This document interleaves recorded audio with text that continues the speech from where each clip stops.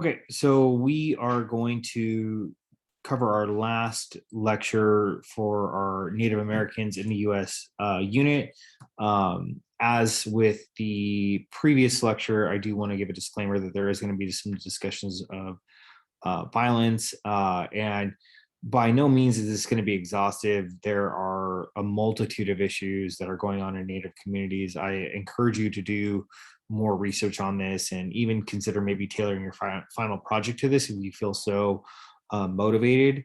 But know that I'm going to do my best to cover as much of this as possible.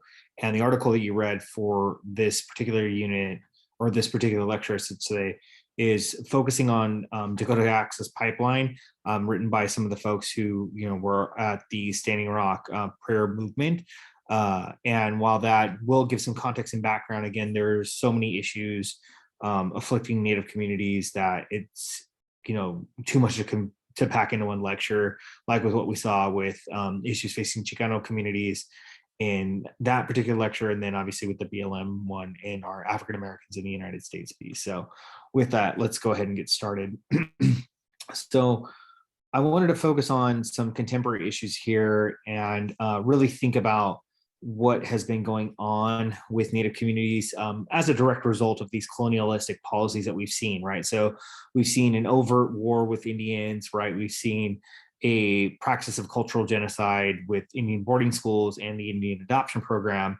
And that just gets amplified and accelerated as we see more and more of these issues become omnipresent or some other tangent issues that become omnipresent as a result of these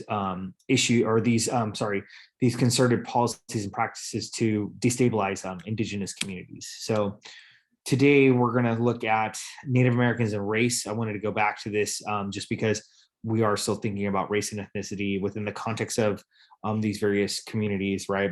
I want to talk a little bit about the making of the historic / modern Indian. And this is going to talk about misrepresentation, which is this is also an issue that many Native communities face, or many natives face. I'm going to also talk about Native American misrepresentation, the commodification of Native Americans through mascot, or the Native American commodification and the mascot problem. Looking at Native American invisibility and really thinking about how issues that this community faces is not at the forefront of our political and social justice conversations, although Black and Brown communities do face a large amount of discrimination. Native Americans face similar, if not worse, conditions within the same problems that these communities are also facing. So we need to have a larger conversation about how mass incarceration, mass deportation, other types of discriminatory practices are also afflicting Native communities, in so much that these three groups are connected in a particular way. And as a result, we can also connect and unify them to deal with these issues as a broad coalition, right? We're going to look at Native American poverty, health disparities, gender violence in Native communities, and then we're going to look at struggles over land, which again is the central feature of the article that you read for this lecture. We're going to talk about Standing Rock, but I'm also going to talk about Mauna Kea in Hawaii, which is also a great example of this kind of struggle over land discourse and issue. Our key terms for today are going to be blood quantum and femicide. You may have remembered that blood quantum was talked about within the context of settler colonialism in our last lecture. I wanted to visit it here and give a deeper dive as it pertains to the ways in which Native Americans' race has been constructed, and how the way in which their blood quantum and their raciality or their racialization makes them less included in their indigenous communities, but also never fully white either. So first, I want to talk a little bit about Native Americans and race. Okay, so again, Native Americans are previously seen as ineligible to citizenship due to their non-white and civilized status. Again, the Constitution is written, and voting rights and citizenship rights are extended to only property-owning white men, so they're never really seen within that framework. Now the U.S. uses a blood quantum system to actually confer tribal citizenship to individuals. And so this is really problematic because one, the U.S. government is teasing out Native American life or blood, essentially, right, by parental lineage to delineate who gets to be a tribal citizen and who doesn't. I'm not going to get into it in deep detail here, but Native American poverty is very huge, and we will see that in later slides.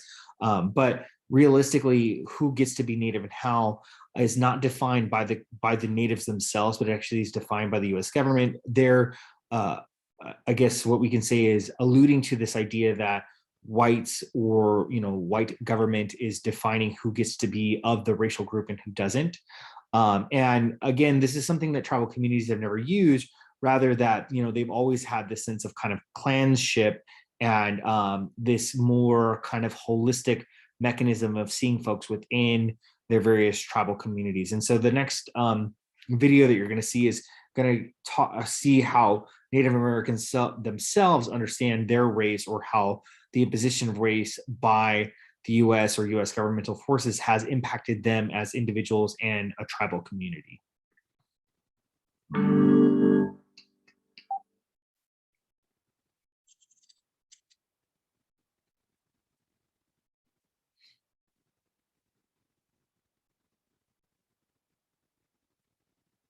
I'm Apache, but really that's the government's name, because they can't say Zithikai in there. They will tell me how awesome they think it is that I've decided to be a part of my culture. And it's funny to me, it like hits me really weird and I don't like it. And I didn't know why at first, but it's because I haven't decided to be a part of my culture. I live it every day. I'm more comfortable with the term Native, divorced from Native American. I know there are people who use indigenous. If there is one term I do not like to be called, is American Indian. And for me, to be indigenous is to have an intimate and interconnected relationship to a homeland. And so that's really important, because land is, tied to every aspect of who we are. Being native in a city is almost a daily reminder of your people's erasure, of the fact that people don't even remember that you're here and that you exist. But what I did encounter was just this preconceived notion that all Native Americans are dead. I've had older white men come up to me and say, oh man, if this was 40 years ago, I can just do whatever I wanted to. The cattle outside doing the work and the dog inside the house, those are property. Those are the Black folks in America. They're our property to white men. Then the exotic antelope on the wall, or the exotic, that's the native. That's how natives are perceived in America. We're treated like animals. They monitor our blood quantum. We're the only, besides dogs and horses, I don't know of any other animal that they monitor the blood quantum. The way I explain it to people is like, imagine a pizza with different slices, and let's say 32 slices. Of the 32 slices, I'm 28 Apache. That's my particular blood quantum. And Native Americans in the US are the only minority group who have to prove their nativeness on an Indian card. It's used to divide Native people against each other, because it can be used as a way to say, I am more Native than you. And I was a part of that too. I used my 4/4 to kind of make myself feel better against other people. The one drop rule, meaning that, one drop of Black blood makes you Black, that was to keep as many people oppressed or, legitimize their oppression as possible. But on the other side, one drop of anything else completely dilutes you as a Native person. So if you're a Native person, you have a one drop of something else, and suddenly you're less Native. So it's the opposite. Traditionally, within Apache society, you go by the mother. And if the mother's recognized as Apache, she has her clan, the children are unquestionably Apache. Not in the American context, not when patriarchy trumps matriarchy. So what does that mean? My sisters are short 1/16 of a degree. What does that mean? Does it mean their pinkies aren't Apache? What does that mean? You know, being a mixed race person is a whole nother side of it, but that's a very common experience in our tribe. So it's not as if we're unusual in that way. What is unusual is the admixture of Black. My grandfather actually doesn't want people, if he hears that somebody from the tribe is coming over, he won't come out of his room because he doesn't want them to know that he's that complexion. He doesn't, I guess he doesn't want me to be affiliated with having African American blood, but I mean, I say it's not going to change anything. If it were up to the American government, Natives wouldn't be around, because after a certain time, that blood will dilute. It will go out. And so if there's no Native peoples to provide benefits, then we're not obligated to meet these treaty rights. And if we're not obligated to meet these treaty contracts, then the land is available, the resources are available.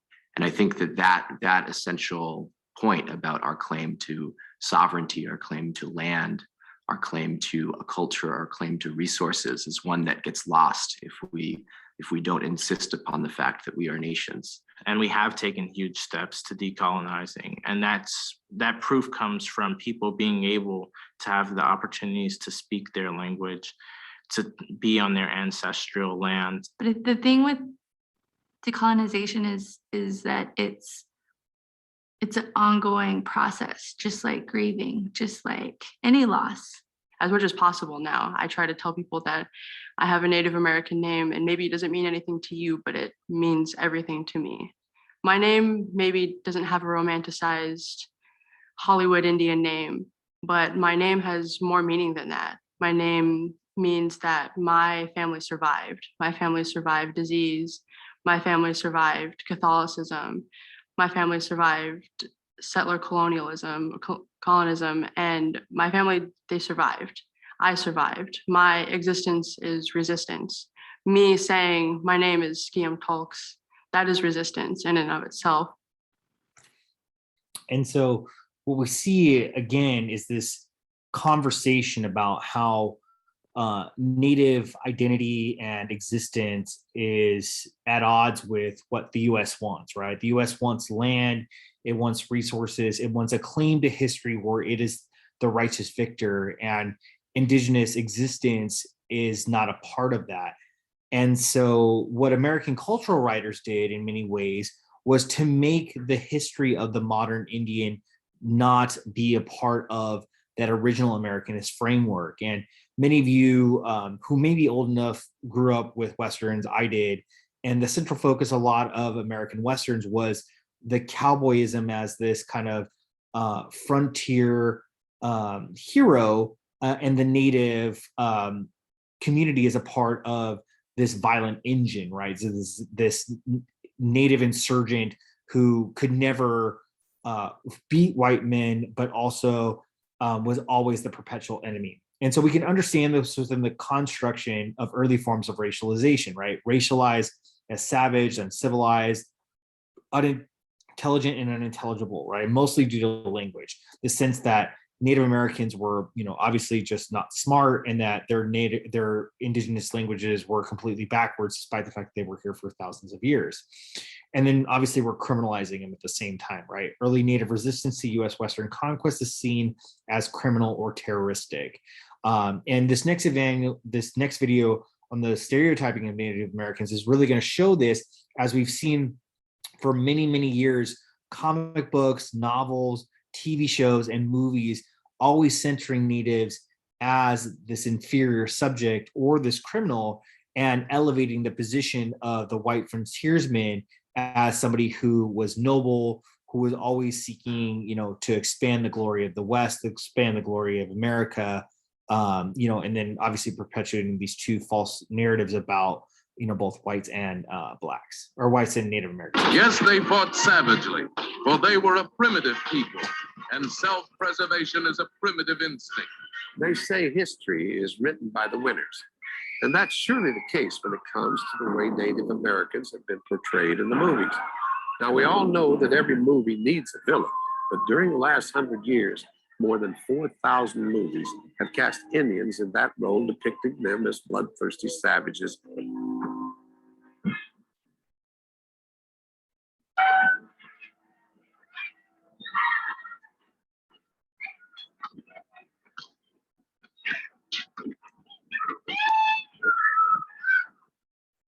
Scenes of peaceful wagon trains being attacked by marauding Indians were common plot devices in Westerns.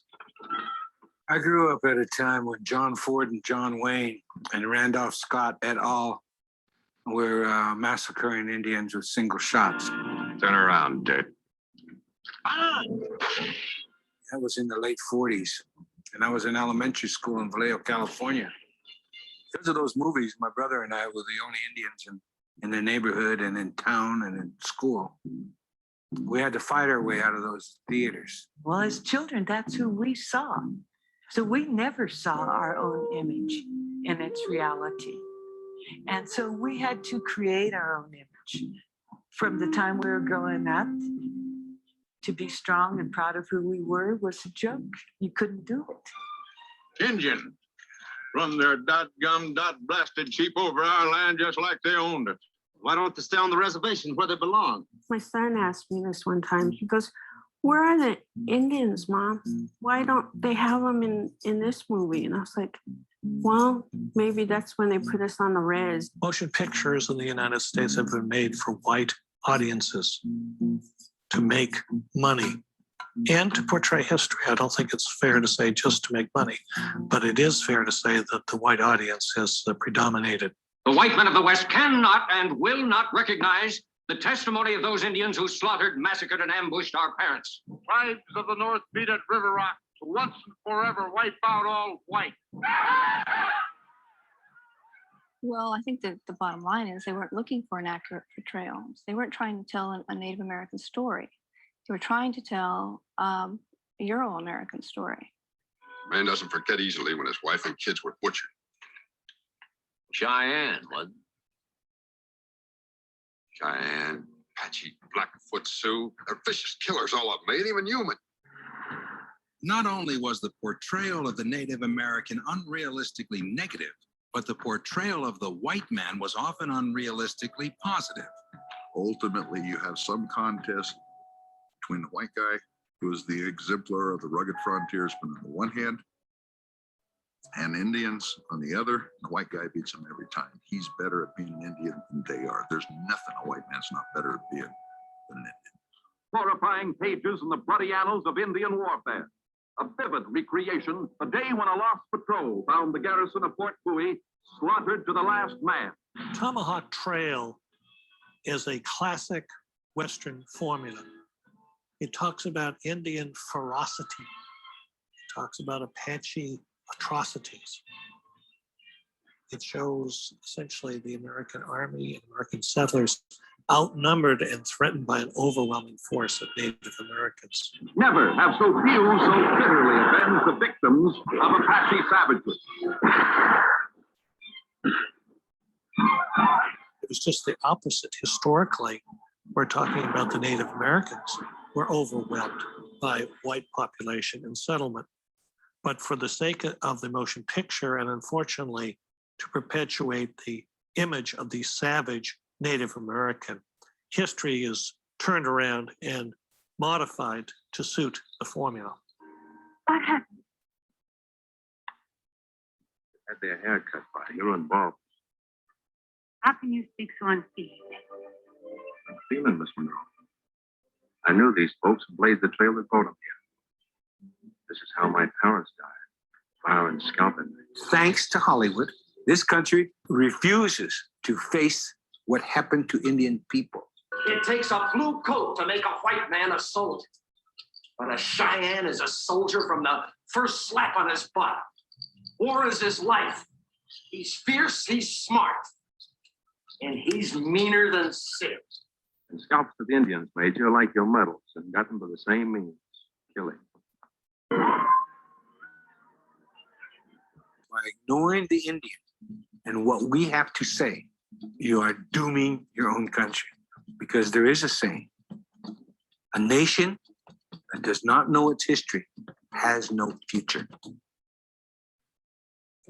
So again, right, we see this representation being falsely portrayed in film, again, perpetuating this idea of natives as savage and violent, despite the fact that, as we've learned, over the past few lectures, that was absolutely not the case. And this is widespread from animation to TV shows to films, right? Over 4,000 films featuring this kind of narrative, which again creates this kind of false idea about who natives are, right? And so we see this again in kinds of advertisements, whether you're looking at Wild West comic books, advertisements, right?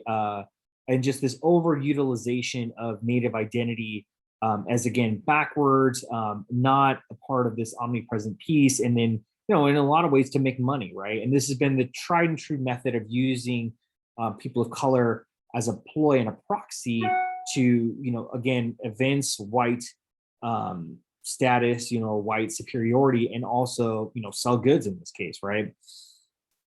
And so, oh, I'll have to watch it on YouTube. Okay, let me click on this. Sorry. I'll go back to this.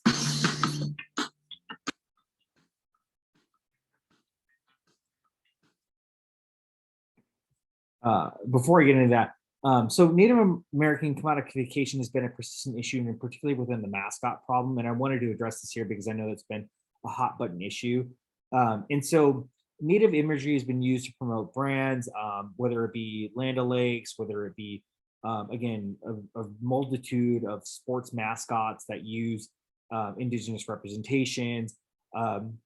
We see a variety of pieces in terms of naturism, so on and so forth.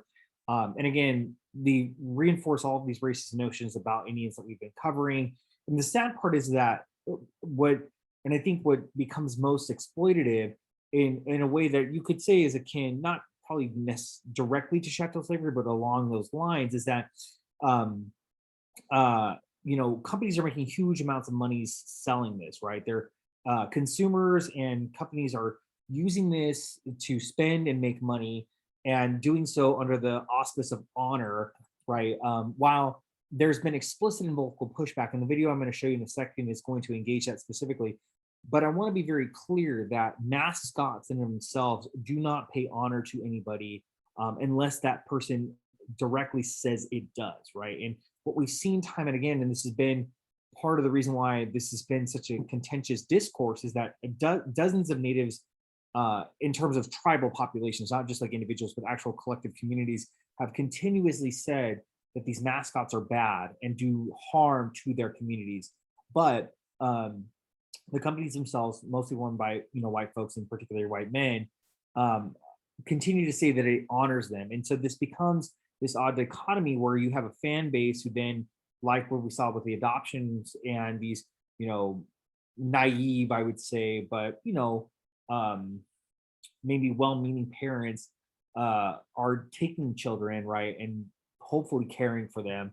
And then the conversation that becomes against fans and natives, where natives are saying this is not honoring us, and they're saying we are honoring you.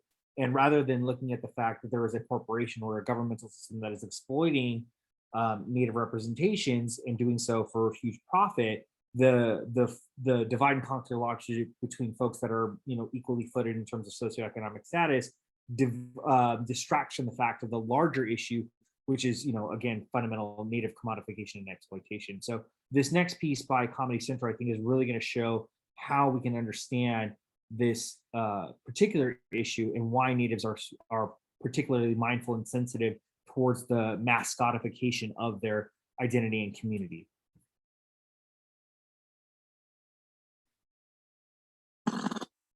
Tells us is that Native Americans clearly, one, recognize the discriminatory factors in this, and again share that they do not feel that this is honoring them in any way, shape, or form, and rather that it is folks disconnected from the community or those in power that try to promulgate the idea that this is honorable, even though it is not, right? And so the construction of natives as historic subjects of the past rather than the present has led to many other issues being unheard, right? We now know that what is considered to be the invisible minority. And so as we've seen this happening, there are several issues that are going unnoticed, right? There are propensity and vulnerability to poverty and homelessness, police violence, gender violence, and sexual assault, which I'll talk about a little bit later, as well as lack of quality health care. And it is this invisibilizing of natives that leads to many of these issues being unnoticed. Again, remember that we are on occupied land. And I'm going to show another short video clip here that's going to explain this a bit further. And I do this only because there is so much context that we have to unpack. And so I hope these videos are a bit informative in showing what has been going on with Native communities.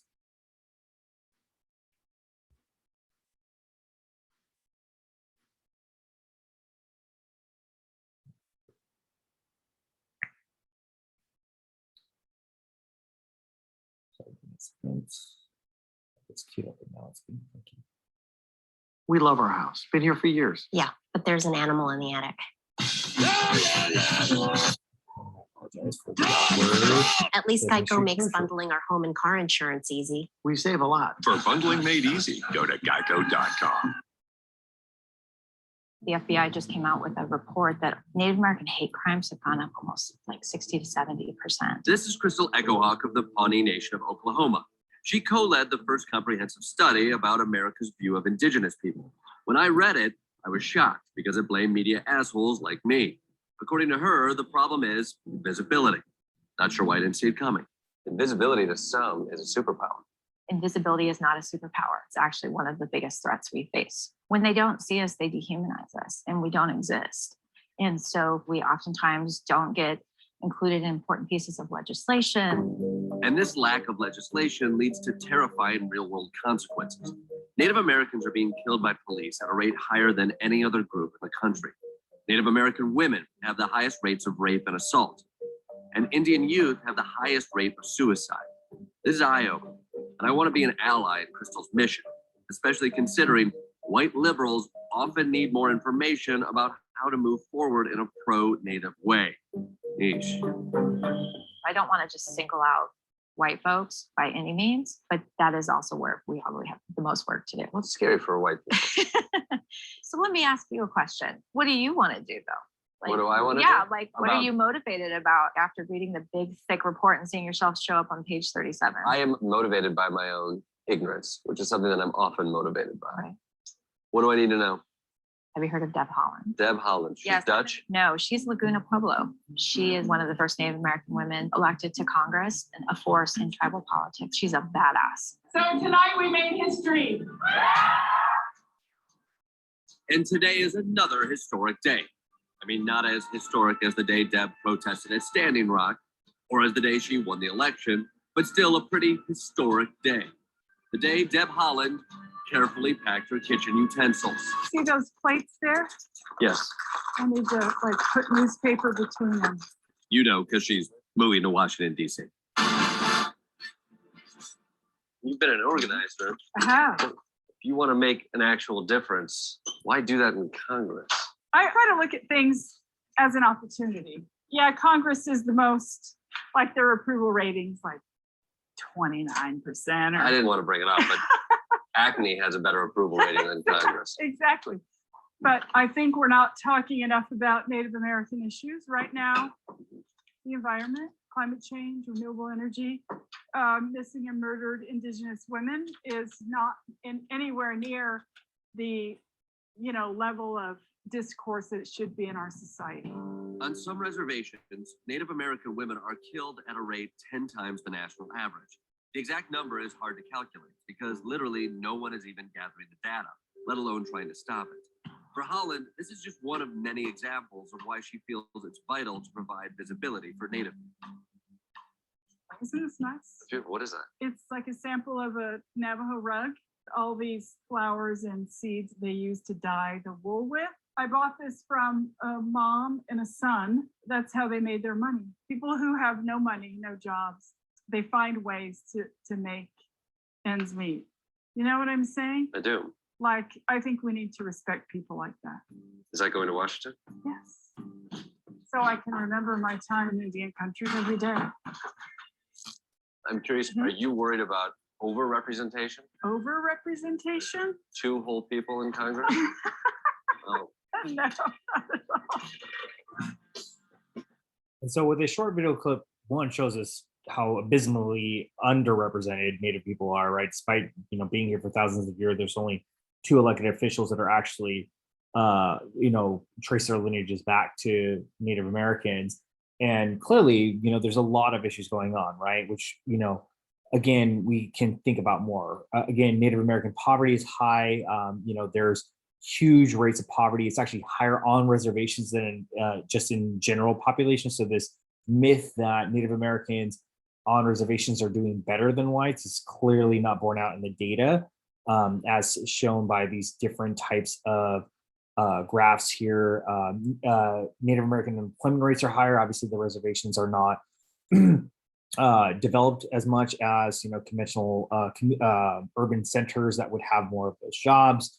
The poverty rate on indigenous populations is about 23%. So about a quarter of all Native folks are living in poverty, even though they're less than 1%. So they're way overrepresented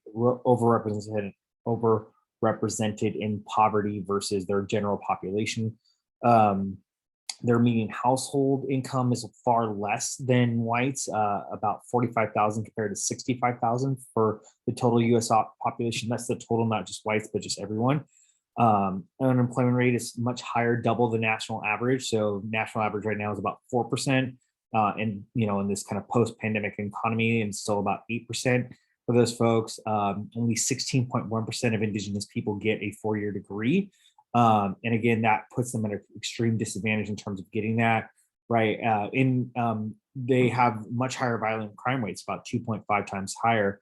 And if I haven't mentioned this earlier, I do want to stress it here that the confluence between undereducation and poverty usually leads to social strain, which can encourage violent crime. And what we can see here in this example is that the economic deprivation of Native communities is leading to these really horrific issues like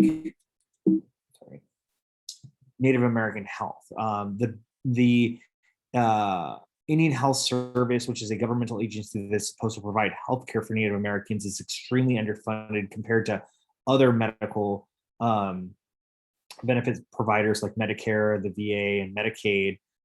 We can see that Native Americans have far worse health outcomes than whites across many measures: general health, physical, obesity, cervical cancer. I'm sorry. Chronic asthma, and a variety of other pieces. They've had higher rates of COVID infections and death, higher use rates for non-prescription medicine. So abusing, you know, pharmaceuticals. Suicide rates are higher for young people of Native American communities, particularly men, but their general rate overall is higher than any other community. These communities have less access to running water, not only just sinks and faucets, but toilets as well, less access to electricity and grocery stores, and have had huge rates of mental illness. This next small clip is going to explain what has been happening in terms of COVID, which has been a part of this larger pattern of economic and just social deprivation that Native communities have faced. When they were shopping here, some of our elders, some of the store clerks would say, "Go home, you dirty Navajo. Don't bring your disease here."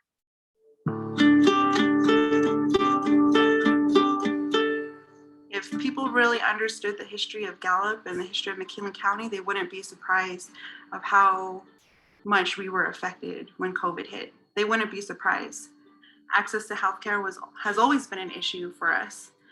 And there's limited resources for a lot of us. For McKinley County, there's about 75% Indigenous people here.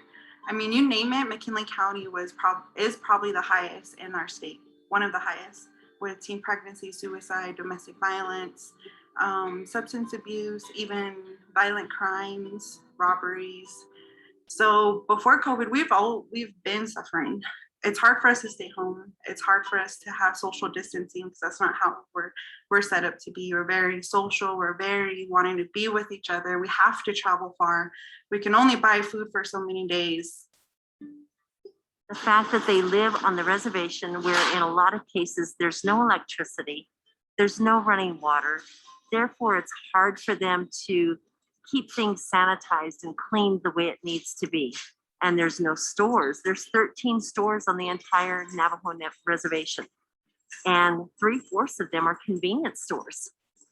But you don't see Home Depots, you don't see Walmarts, you don't see Safeways and Albertsons, you know, so the employment opportunity just isn't on the reservation. This region did have one of, if not the highest per capita COVID infection rates, as well as death rates in the country. Because of the remoteness, it can be hard for people to access care. So, I mean, everybody is always, if they can make it to GIMC, is certainly able to receive care at what I think is really quite a high standard.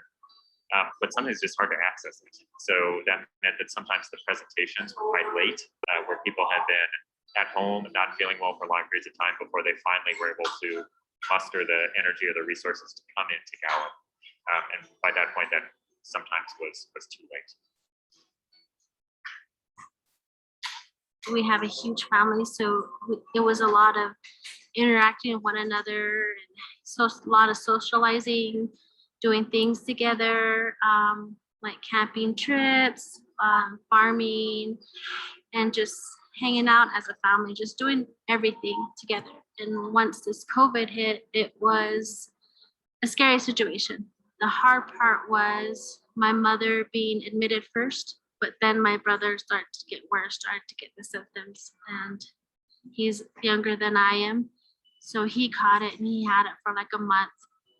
And then all of a sudden, one day you get the phone call that they're not here no more. And that hurt.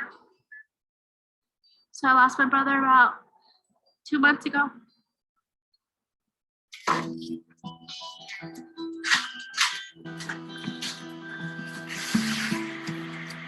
It blew up on the Navajo Nation. Matter of fact, it was the highest rate of infection per capita in the whole United States at one time. The Navajo Nation, people getting sick from COVID-19, and so people were being told, "Stay home, don't go nowhere.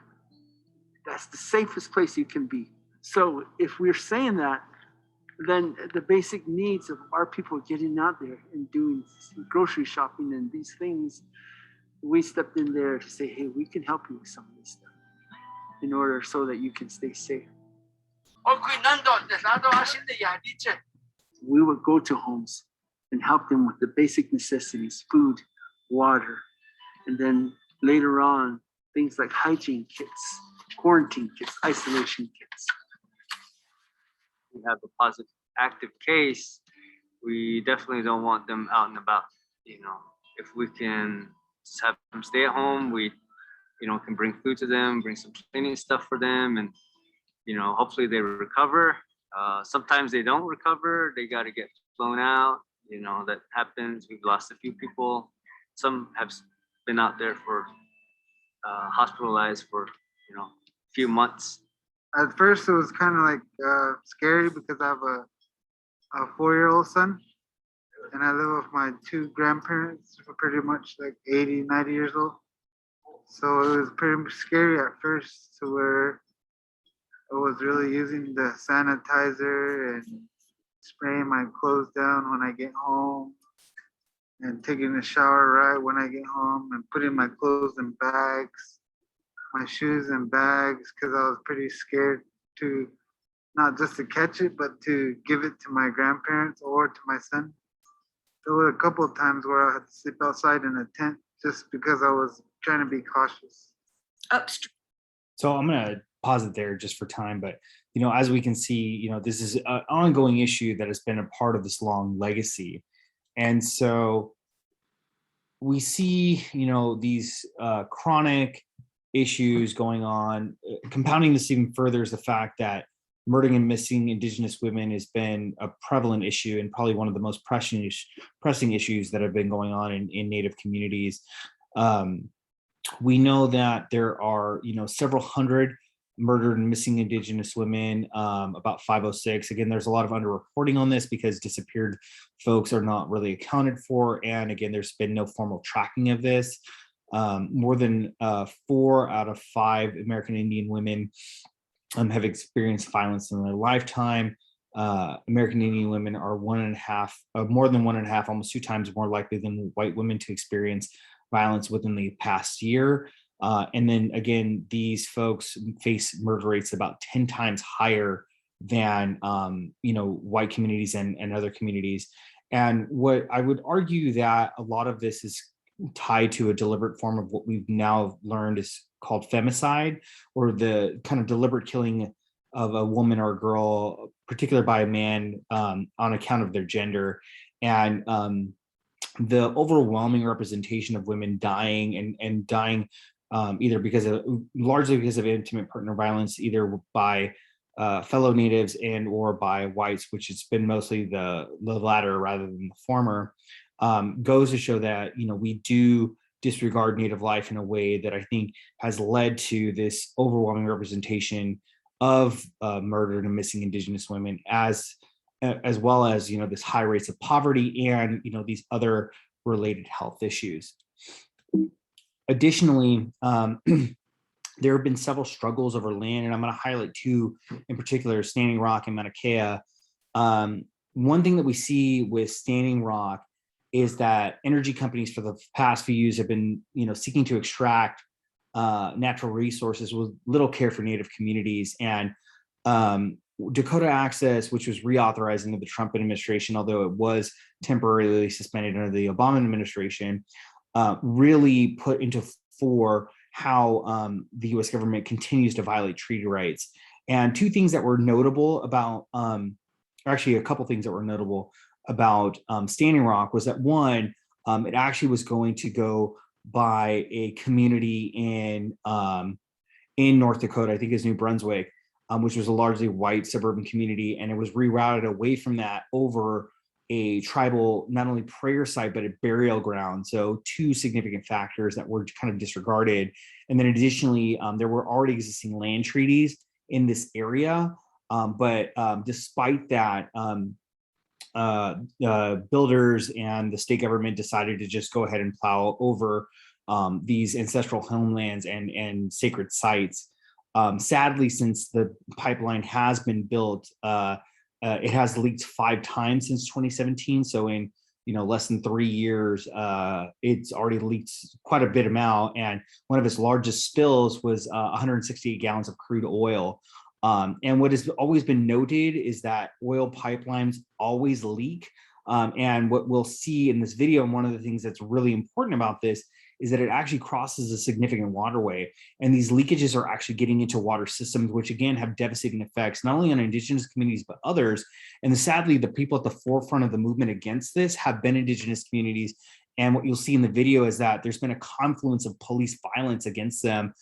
There were sound cannons used against them. A young woman had her arm blown off by a flashbang grenade. They've used mace, dogs, fire hoses in the dead of winter when it's been sub-freezing temperatures. So people have had hypothermia, have been beaten, so on and so forth. And so I wanted to show this video clip to kind of give remembrance to this, but also to show how deep these issues are in terms of these struggles over land.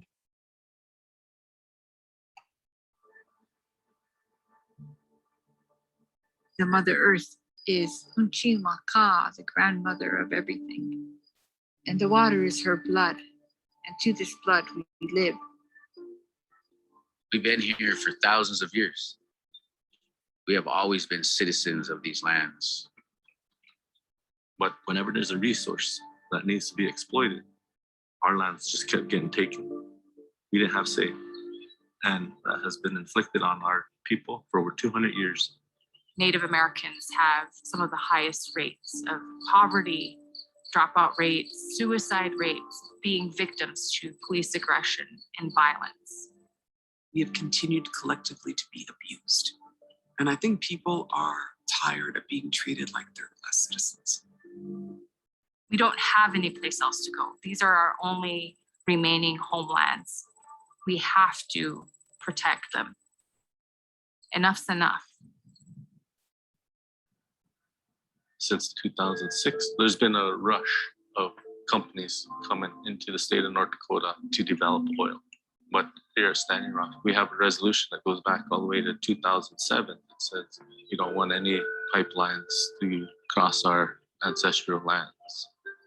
But yet in 2014, they're starting to steamroll the Dakota Access Pipeline through, threatening our water. The original route went near Bismarck, a community that's 90% white, and they decided to not take that route because they don't want to have the pipeline near their water. And then you have us saying the same thing, but we didn't matter. My son's buried on top of the hills here. And I said, who would build a pipeline next to my son's grave?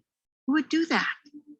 And so I told Dakota Access, remember me, remember my face. I will be standing there. I wasn't an activist or any of these things. I'm a mom.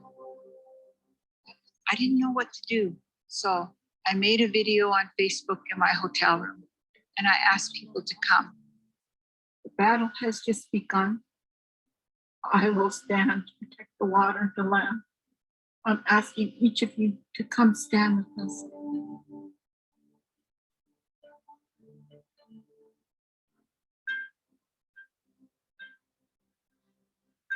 People started coming. The camp here started exploding with people. And I thought in my heart, we're going to win this.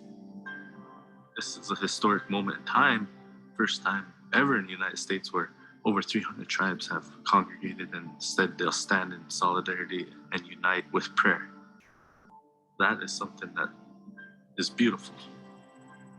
Really awful things happen to different tribes, and it's so deeply spiritually wounding that I think when people see it happen to other tribes, our spirit is called to act because it happened to us too. It was the morning of September 3rd. They called me and said, LaDonna, the bulldozer is going through the sacred site.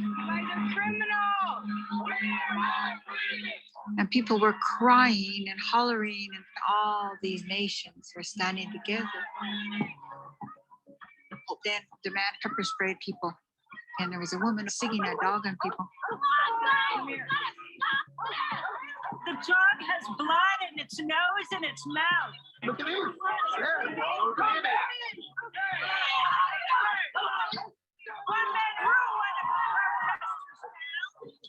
The worst crime that was committed by the demonstrators was locking themselves on a piece of equipment. But the individuals who released guard dogs on demonstrators, they didn't get charged with anything. Last time I checked, there was 135 arrests that were made. We have a state of emergency by the governor. We have National Guard called in. So you have to step back and say, well, what really is going on here? What we see is we have militarized the energy industry with a governor who believes that you can treat Indian people poorly. 3 years ago, a woman froze to death on the Standing Rock Reservation because she couldn't pay her heating bill. And now you're planning a $3.9 billion pipeline that will help nobody but oil companies. It's really infrastructure for oil companies and not for people. They're realizing billions of dollars in revenue. But if you look at the top 10 poorest counties in this nation, 2 of them are on Standing Rock. We're not opposed to economic development. We're not opposed to energy independence, but we're tired of paying for it. When we talk about our defense for land and water, some of us will be arrested. The bloodline that I come from, Chief Sitting Bull, Crazy Horse, that's a line of warriors and chiefs. So to uphold that tradition and that honor is something that I see now that I gotta do.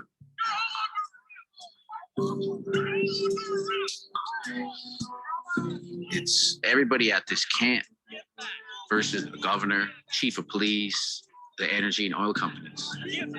We have to make sure that this black snake is killed.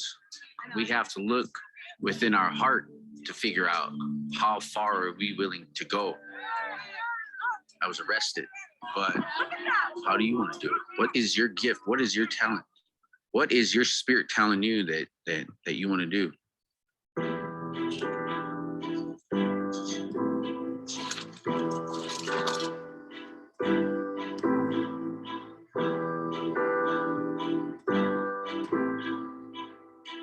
For most of my adult life, I have battled fossil fuel companies.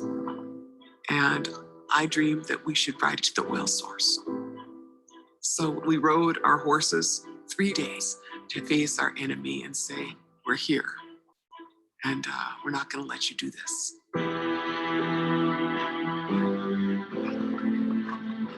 When our ancestors went into battle, we didn't know what the consequences were going to be.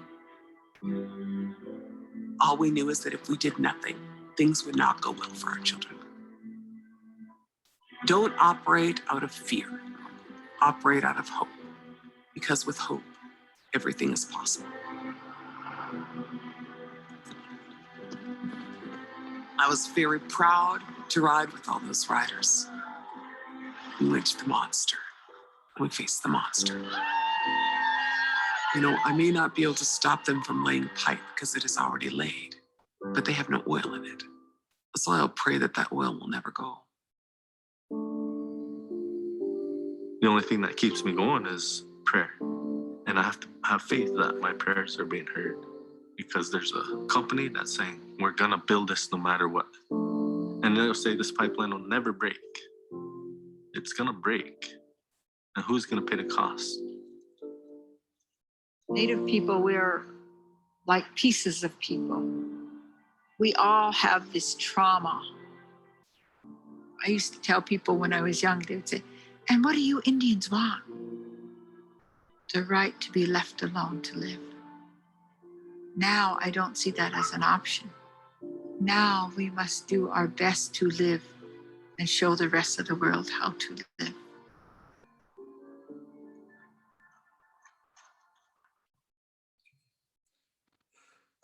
And so, like what we saw with Standing Rock, Mauna Kea is also a brilliant example of, and also a horrific example of U.S. development superseding native lifeways. And one thing obviously to particularly know is Standing Rock was built, the Dakota Access Pipeline was built. It has leaked. It has caused the environmental degradation that we had been warned about by Native communities, and so many folks frozen, beaten, tear gas, sicked on by dogs, sicked on by a variety of different military forces, suffered.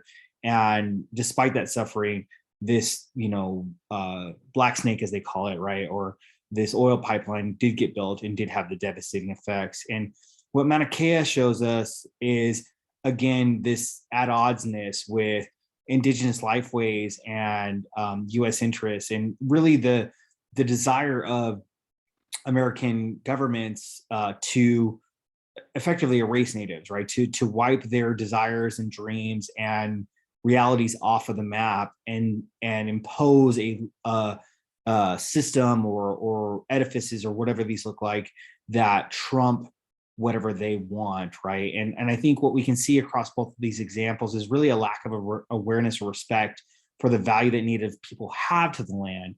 And this next video, I think, is going to emphasize that more clearly. But again, these are only recent examples of these issues, but this is something that's been going on for decades upon decades. U.S. government really just trampling all over Native lands, Native peoples, and Native histories and futures and realities.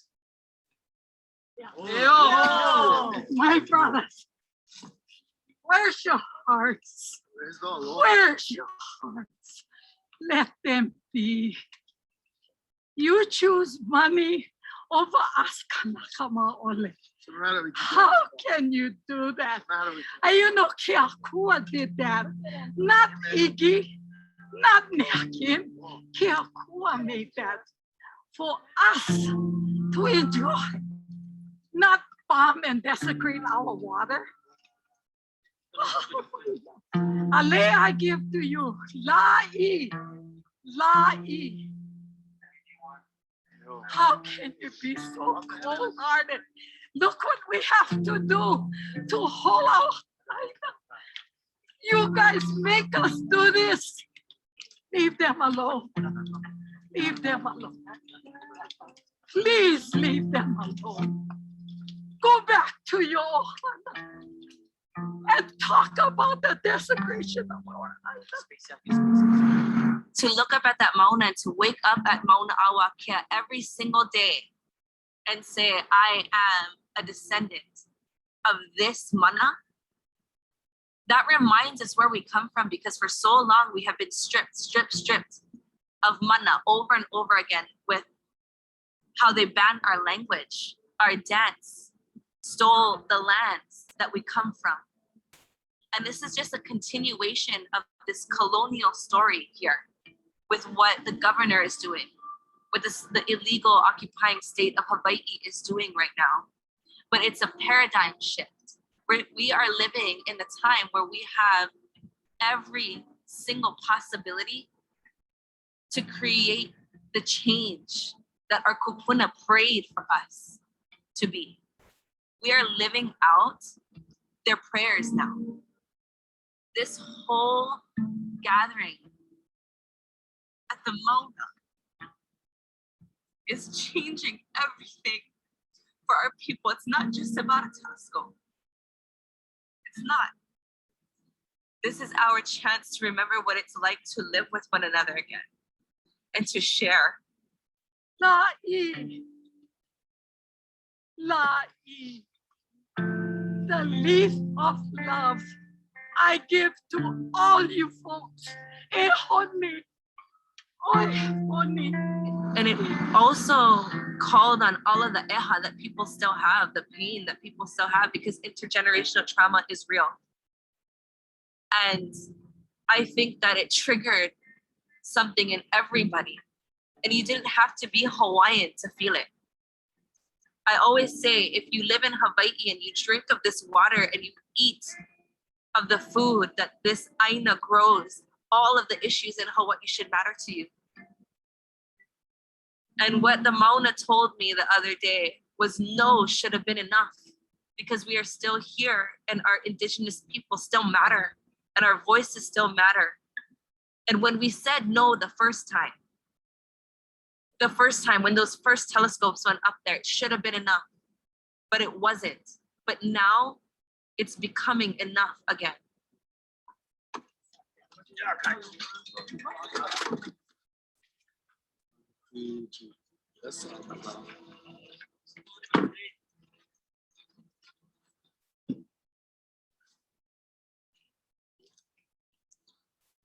I agree.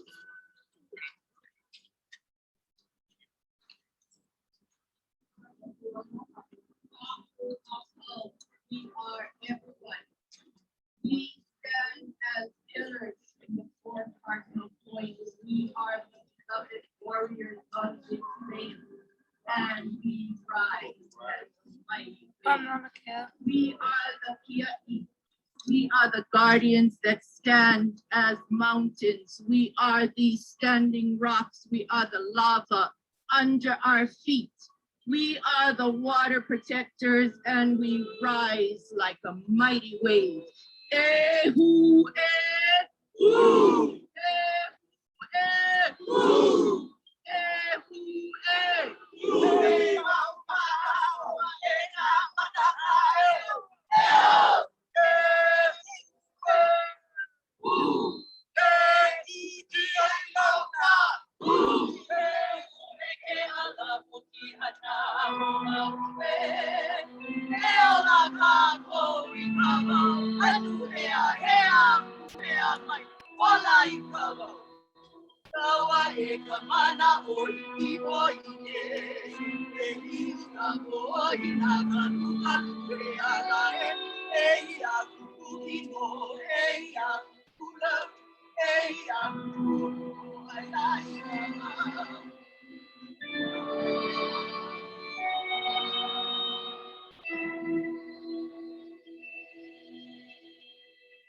what would you want to say to the world to give that information about how we feel about our position in science? We are not anti-science. We are anti an 18-story building on a pristine area on the Northern Plateau over our sacred Mauna. 18 stories cannot be built on the mountain. I'm not against science, but I am against irresponsible decision-making in science. I'm against anything that will destroy sacred land, people's cultures, think that they can build because in the name of science, education, corporations, or businesses, they have the right to do that.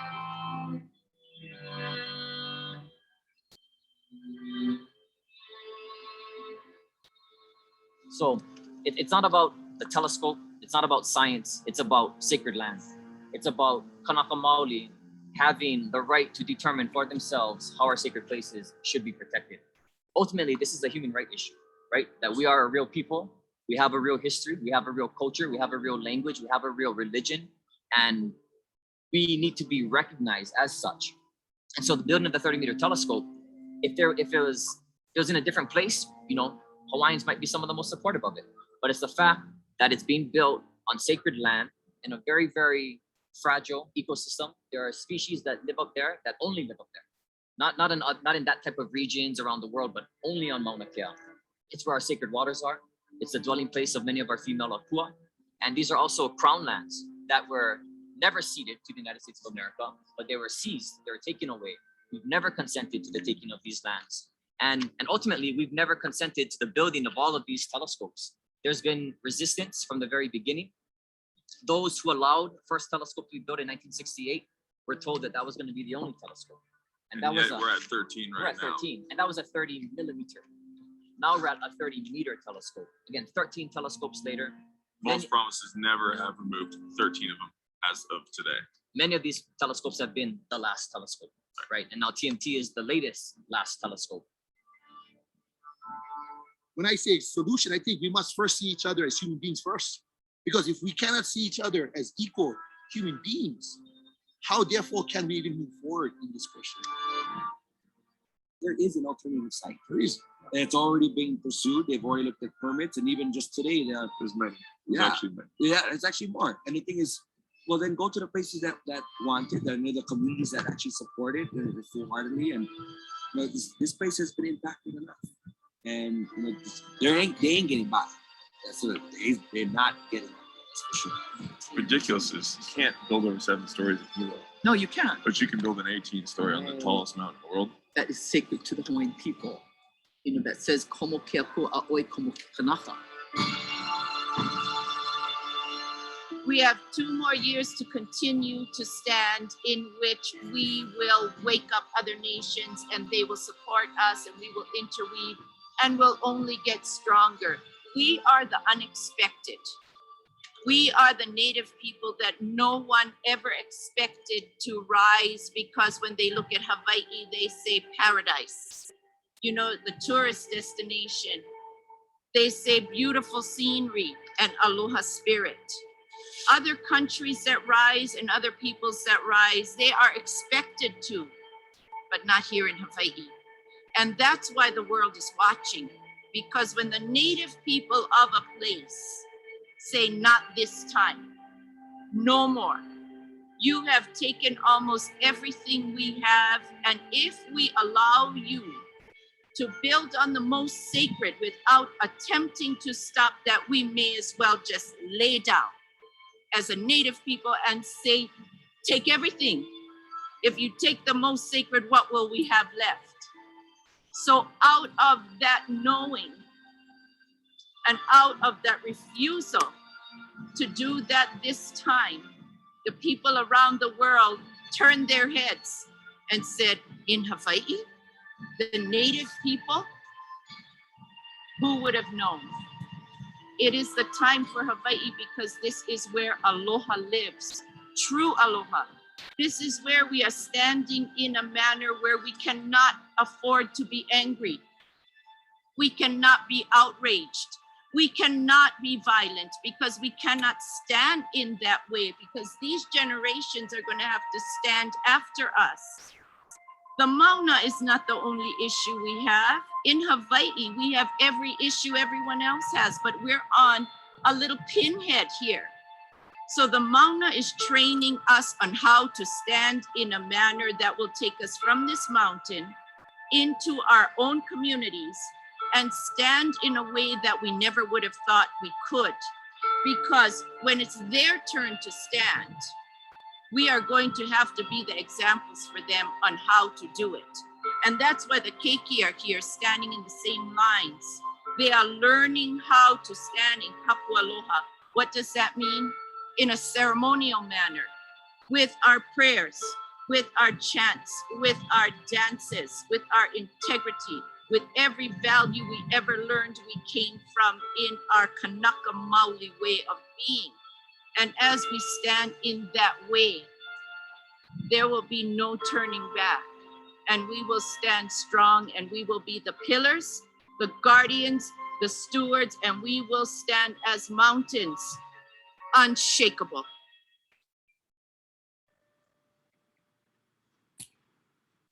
With that, I leave you all with those thoughts about Standing Rock and Mauna Kea.